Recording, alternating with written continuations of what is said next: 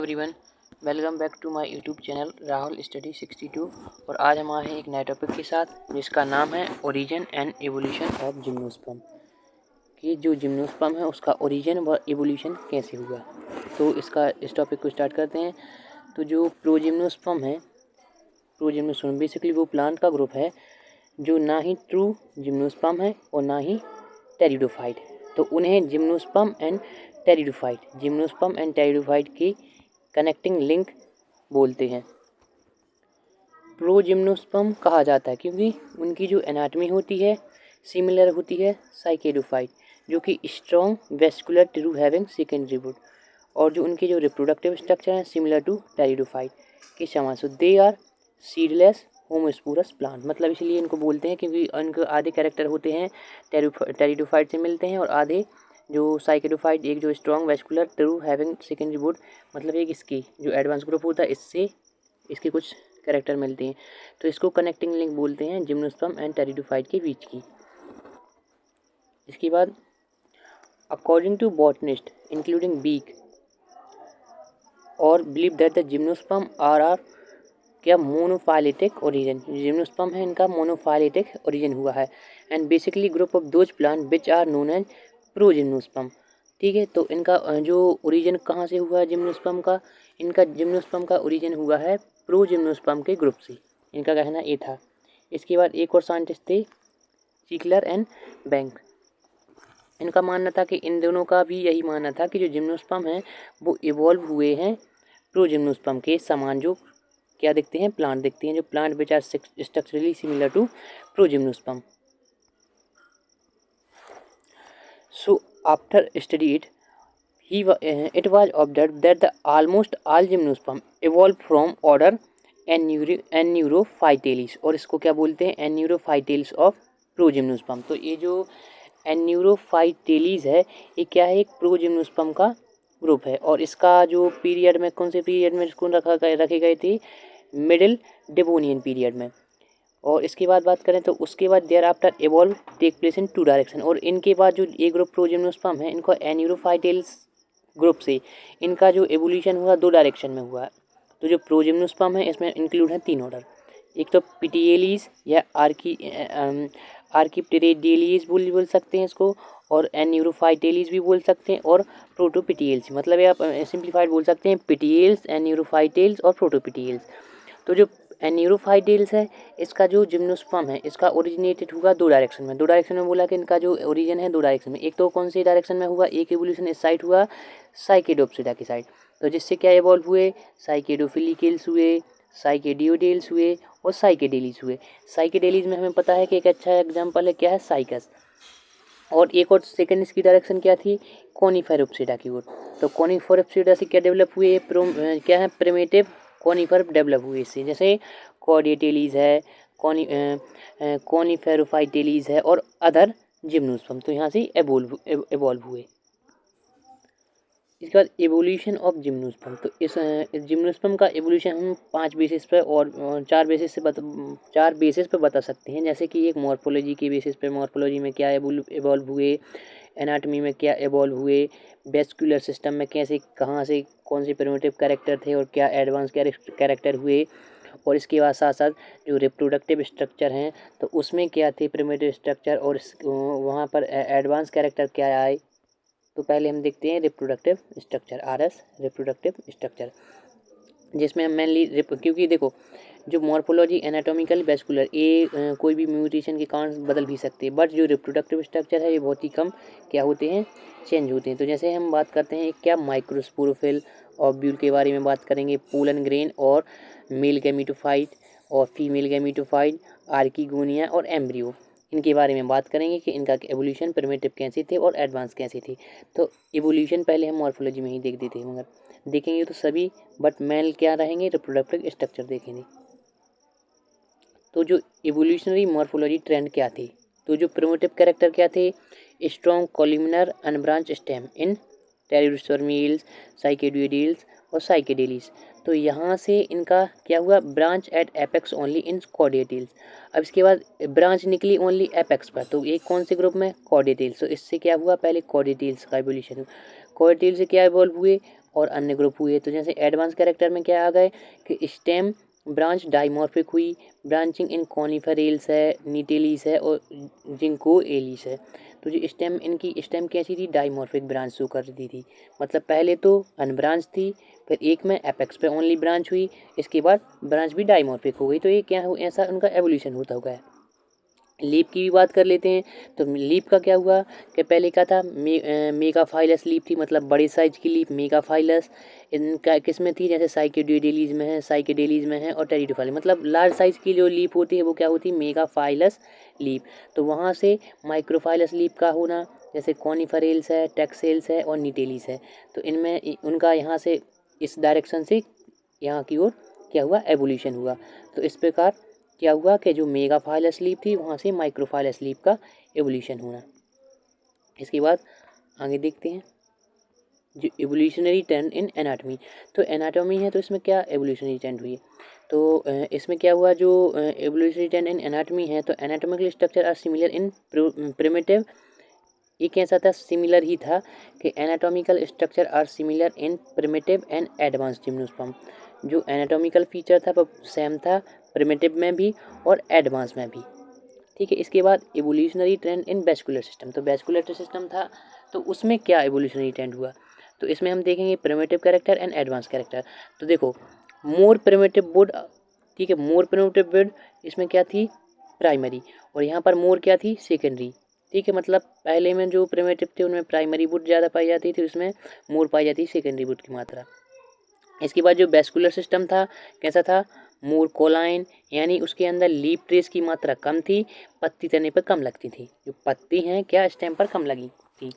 और इसके साथ लीफ ट्रेस की मात्रा यहाँ पर क्या थी, यहाँ पर लीफ ट्रेस की मात्रा ज़्यादा थी, और जो क्योंकि वो ज़्यादा थी, और क्योंकि तने के ऊपर पत्तियाँ क्या काफ़ी अधिक थी, संख्या में लगी हुई थी, तो क्या था, मोर फोलियर भी था। तो ये क्या हुआ, एक एडवांस कैरेक्टर हुआ। इसके बाद प्रेजेंस ऑफ ट्रैकिड ओनली।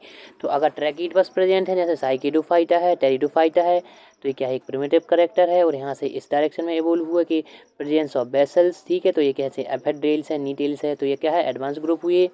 इसके बाद evolutionary trend in reproductive structure. तो all reproductive organ in living, देखो all reproductive organ in beginning are कैसे थे, स्टैक्यूस्पर्मस, मीन्स सीड विकसित होते हैं एक्सिस पर, या ओव्यूल रिप्रोडक्टिव ऑर्गन एक्सिस पर क्या होते हैं, लगे होते हैं।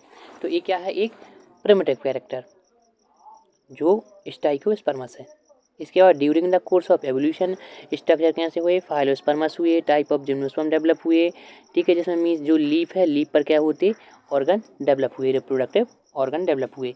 इसके बाद इन टेरिडोस्पर्म, तो जो टेरिडोस्पर्म था इसमें जो क्या था, sporophylls sporophyll are leaf like loosely और कम्पैक्टली अरेंज होकर कॉन लाइक संरचना नहीं बनाई थी। विकास के दौरान क्या हुआ, फॉर्म द कॉम्पैक्ट स्पोरोफिल और कॉन डेवलप हुई। इसके बाद जो कॉर्डिएटेलिस था, were first produce the monosporangiate cone, मतलब unisexual, later on retain by the Ginkgoales Coniferales, मतलब ये अभी तक क्या है, जिंगुएलिस है, कॉनिफरेल्स है, इनको क्या किया है, रिटेनिंग किया है, अभी तक इसमें ऐसा एक करेक्टर पाया जाता है। इसके बाद लेटर बाइस्पोरेंजिएट, तो बाइसेक्सुअल मतलब कौन एवोल्व, ठीक है, तो जैसे नीटेल मतलब दोनों प्रकार की, मतलब बाइस्पोरेंजिया मतलब दोनों प्रकार की स्पोरेंजिया का पाया जाना, मतलब बाइस्पोरेंज, मेल स्पोरेंजिया मतलब दोनों प्रकार की पाई जाती है, मेल वाली भी और फीमेल वाली भी स्पोरेंजिया। इसके बाद बात करते हैं माइक्रोस्पोरोफिल की। तो माइक्रोस्पोरोफिल की बात करें तो पिन्नेट, पेल्टेट, माइक्रोस्पोरोफिल, साइकिडेल्स सोराई प्रेजेंट होती हैं लोअर सरफेस पर। तो ये क्या है, प्रिमिटिव करें, मतलब जो पोलनगेन की सोराई होती है, जहाँ पर पोलनगेन माइक्रोस्पोरेंजिया पाई जाती है, उनके तरह जो स्पोरी पाए जाते हैं पोलन, तो वो मतलब बहुत सारे ग्रुप में लगे रहते थे, मतलब एक साथ बहुत सारे ग्रुप में लगे रहते थे, उनमें बहुत सारे मतलब एक साथ एक सल्फ मतलब एक साथ बहुत सारे जो ग्रुप में रिलीज भी होते थे, एक बहुत सारे एक साथ। तो ये क्या था, मतलब बहुत सारे इनका पाया जाना पोलन ग्रीन का। तो मतलब ये क्या है, एक प्रिमिटिव कैरेक्टर। ये क्या किस में पाया जाता है, साइकस में पाया जाता है। और reduction in size of microsporophyll into short discoid structure, advance character है। और इसमें क्या जाता है, माइक्रोस्पोरेंजिया शॉर्ट या एक दो पाए जाते हैं, तो ये क्या है, एक प्रिमिटिव कैरेक्टर है, एडवांस कैरेक्टर है, केस में माइक्रोस्पोरोफिल ऑफ फाइनस।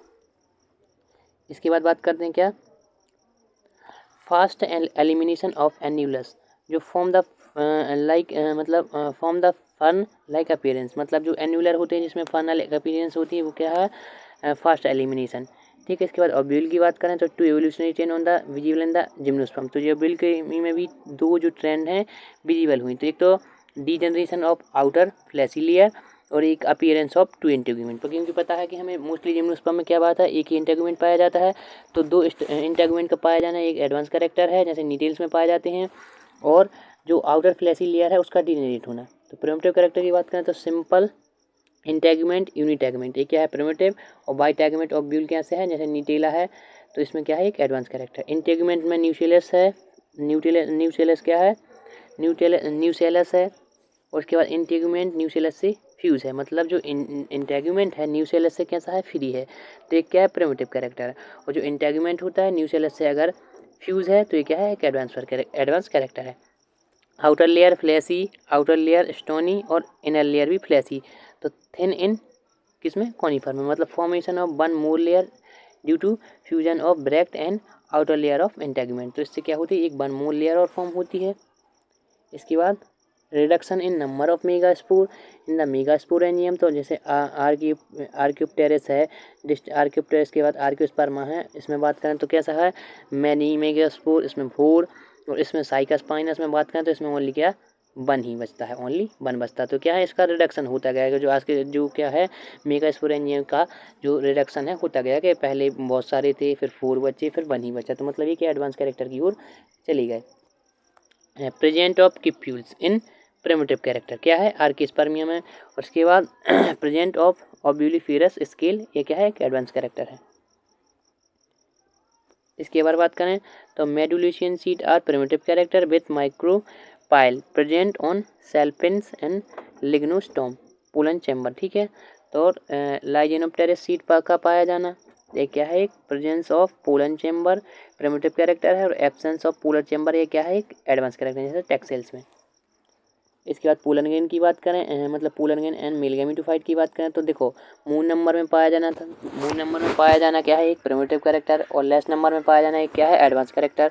पोलनगेन का नंबर अगर ज़्यादा है तो मैंने पहले ही बता चुका हूँ कि क्या है एक प्रिमिटिव कैरेक्टर है, पोलनगेन का नंबर कम पाया जाना एक क्या है एडवांस कैरेक्टर है। ड्यूरिंग द डेवलपमेंट जो मेल गैमेटोफाइट है formation of moon number of prothallial cell जैसे कॉर्डेटिल्स में, तो ये क्या है प्रिमिटिव कैरेक्टर, और not prothallial cell is in Taxaceae, यह क्या है एक एडवांस कैरेक्टर है।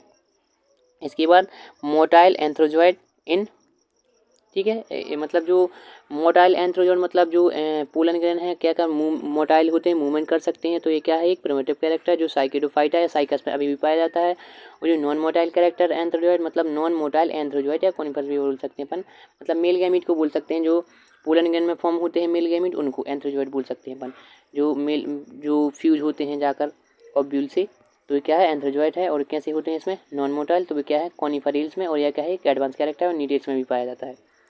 फीमेल गैमेटोफाइट की बात करें तो presence of archegonia in female gametophyte क्या है एक प्रिमिटिव कैरेक्टर है, और एब्सेंस ऑफ आर्किगोनिया क्या है एक एडवांस कैरेक्टर है। स्मॉल नेक ऑफ आर्किगोनिया क्या है एक प्रिमिटिव कैरेक्टर है, और long fleshy neck of archegonia जैसे एप्रेडेल्स में ये क्या है एक एडवांस कैरेक्टर है। एम्ब्रियो की बात करें तो मोर फ्री न्यूक्लियर डिवीजन, मतलब एम्ब्रियो में मोर फ्री न्यूक्लियर डिवीजन होगा तो एक प्रिमिटिव कैरेक्टर, और फ्री न्यूक्लियर डिवीजन इनका रिडक्शन होता जाए तो ये क्या है एडवांस कैरेक्टर, मतलब मोर फ्री न्यूक्लियर डिवीजन होंगे तो ये क्या है प्रिमिटिव कैरेक्टर। अगर जो फ्री न्यूक्लियर डिवीजन है तो ये क्या है एडवांस कैरेक्टर। एम्ब्रियो के बारे में जब एम्ब्रियोलॉजी पढ़ेंगे तो आपको समझ में आएगा कि फ्री न्यूक्लियर डिवीजन और फ्री न्यूक्लियर डिवीजन कम क्या है। मतलब फ्री न्यूक्लियर डिवीजन में क्या होता है कि एक न्यूक्लियस है, मैं इसको थोड़ा सा समझा देता हूँ कि एक न्यूक्लियस है तो इसमें अगर फ्री न्यूक्लियर डिवीजन होती है तो बहुत सारे न्यूक्लियस क्या हो जाते हैं फॉर्म हो जाते हैं, बहुत सारे न्यूक्लियस फॉर्म हो जाते हैं, इसके बाद फिर वॉल फॉर्म होती हैं, तो ये क्या है एक फ्री न्यूक्लियर डिवीजन, इसको क्या बोलेंगे अपन फ्री न्यूक्लियर डिवीजन, ठीक है। इसके बाद बात करते हैं जो पॉलीकॉट एम्ब्रियो है मतलब मल्टीपल कॉटिलिडन्स, इसमें क्या पाए जाएंगे मल्टीपल कॉटिलिडन, एक मिनट, पॉलीकॉट एम्ब्रियो से डाइकॉट एम्ब्रियो को पाया जाना। पॉलीकॉट मतलब मल्टीपल कॉटिलिडन्स प्रेजेंट होती हैं, और डाइकॉट मतलब ओनली 2 कॉटिलिडन्स का पाया जाना एक एडवांस कैरेक्टर है। तो इस प्रकार से जो जिम्नोस्पर्म है उनका जो कैरेक्टर है प्रिमिटिव कैरेक्टर से, जो प्रिमिटिव कैरेक्टर है वहाँ से जो एडवांस कैरेक्टर हैं इवॉल्व हुए। तो evolution of origin and evolution of gymnosperm में हमें यही बताना है कि कौन से कैरेक्टर से किस ओर जिम्नोस्पर्म है इवॉल्व हुए और कौन से ग्रुप थे। तो मैंने इसको सब एक्सप्लेन कर दिया है और इसमें एग्जांपल भी दिए कि कौन से ग्रुप में क्या था और उस ग्रुप से कहाँ की ओर एवोल्यूशन हुआ है।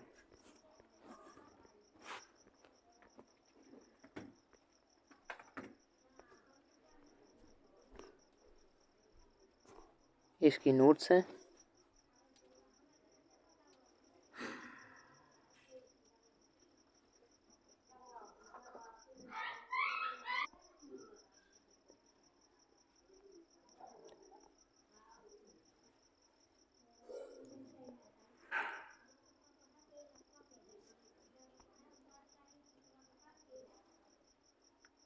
इसकी स्क्रीनशॉट लेते जाइए।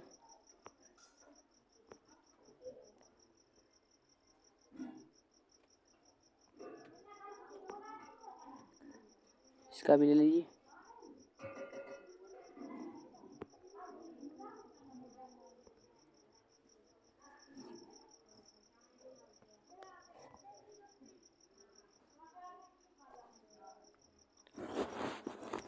आई होप आपको समझ आया होगा।